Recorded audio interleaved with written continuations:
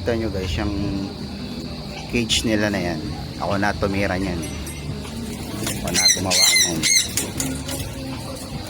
May mga improvement pa akong gagawin sa mga susunod kong cage nila.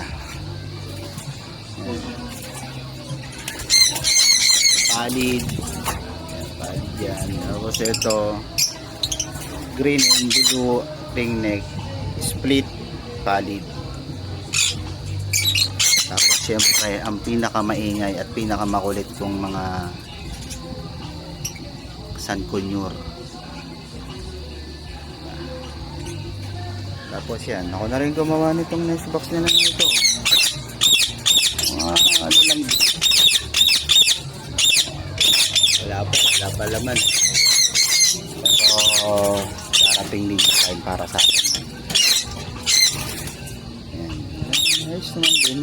Para sa akin may achievement. So dito muna tayo guys. Update ko kayo pagka meron ng itong mga asip na eh.